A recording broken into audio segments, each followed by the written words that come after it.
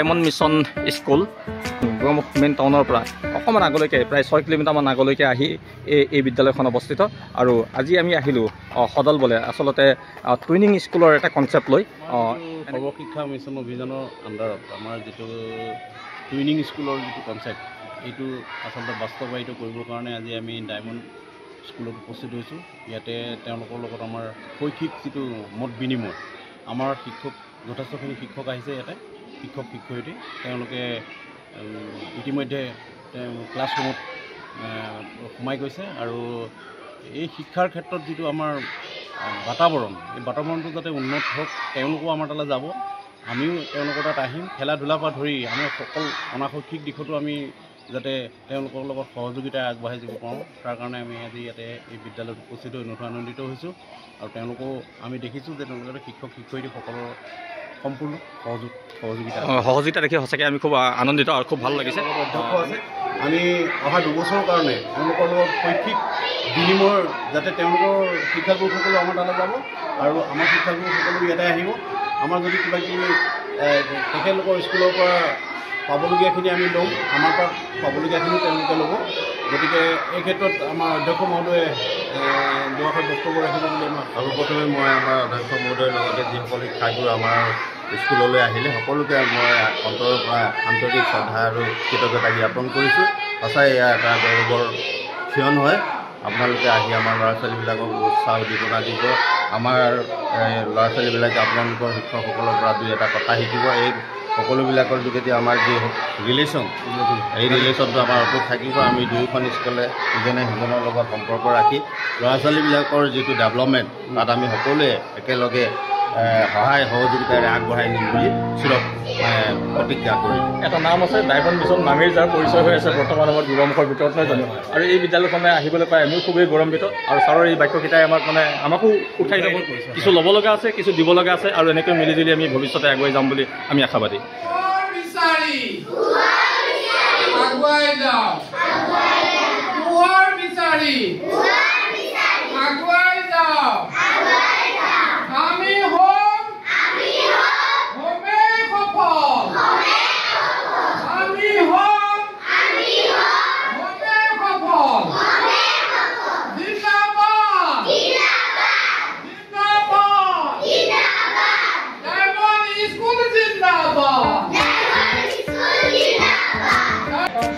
শিক্ষা বিভাগৰ অধীনত যি PMC আঁচনি আছে, আমি যিবিলাক কাম কৰিছোঁ সেই কামবিলাকৰ ৰিফ্লেকশ্যনটো আমি ইয়াত দি যাম আৰু এওঁলোককো ওলাই লৈ যাম। স্কুলত গভৰ্ণমেণ্ট স্কুলবিলাকে ফ'ল' কৰিবলগীয়া হয়, কিন্তু তাৰ মাজতো PMC স্কুল অলপ ব্যতিক্ৰম হয়। PMC স্কুলে প্ৰাইভেট স্কুলক ফ'ল' নকৰে, লিড কৰে।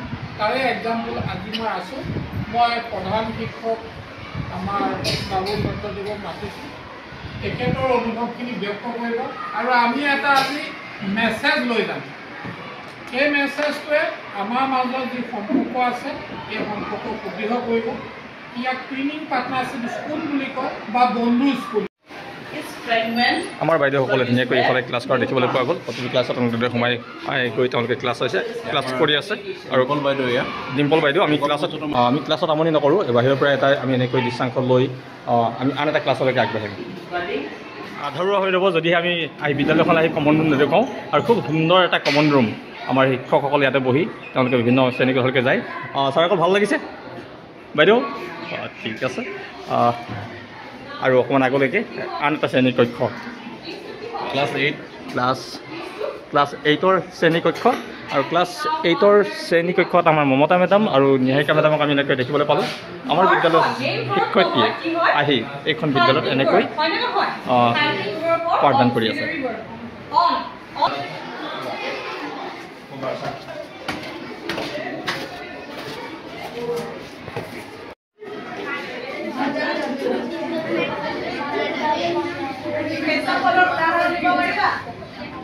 এতিয়া নৃত্যবিধি বুলি কওঁতে নৃত্যবিধি আমাৰ এটা আমি সংজ্ঞা দিব পাৰোঁ যে যি বিধি অনুসৰি দন্তীয় নটো মূৰ্ধন্য ন হ'ব, সেই বিধিটোৱে হ'ব নৃত্যবিধি।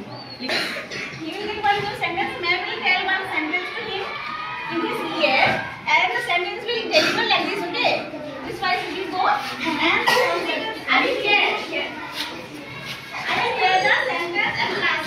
অকল ক্লাছে নহয় আৰু এইটো ক্লাছত আমি দেখিবলৈ পালোঁ এটা গেম চলি আছে গেমটোৰ চাগে কাণতে ফুচফুচাই আমাৰ বাইদেউগৰাকীয়ে কিবা এটা ক'লে আমাৰ লাষ্ট ওৱানে কি কয় আমি তাকো চাম